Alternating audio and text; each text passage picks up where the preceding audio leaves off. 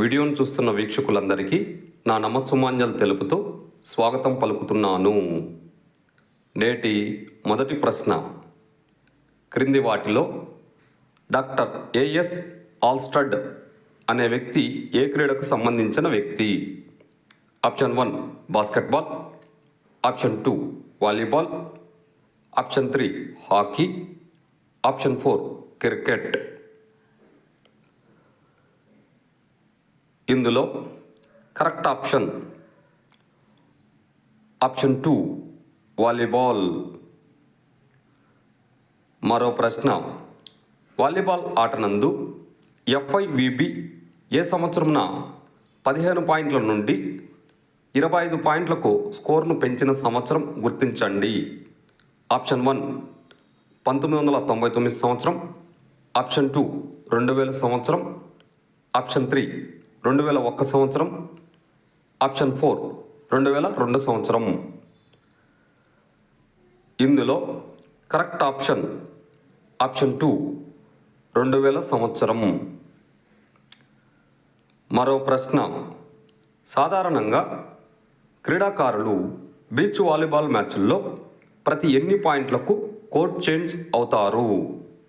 Option 1 4 పాయింట్లకు, option 2 5 పాయింట్లకు, option 3 6 పాయింట్లకు, ఆప్షన్ 4 7 పాయింట్లకు.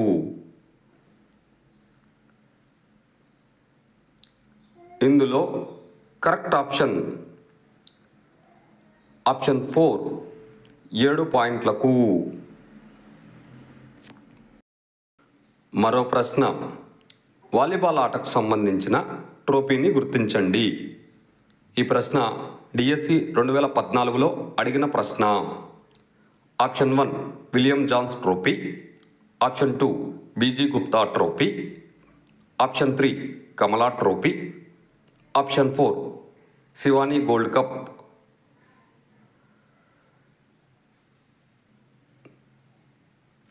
ఇందులో correct option option 4 Shivani gold cup.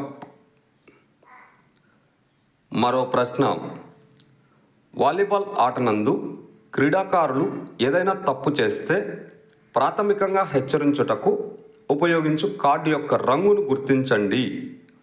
Option 1 yellow card, option 2 blue card, option 3 red card, option 4 black card.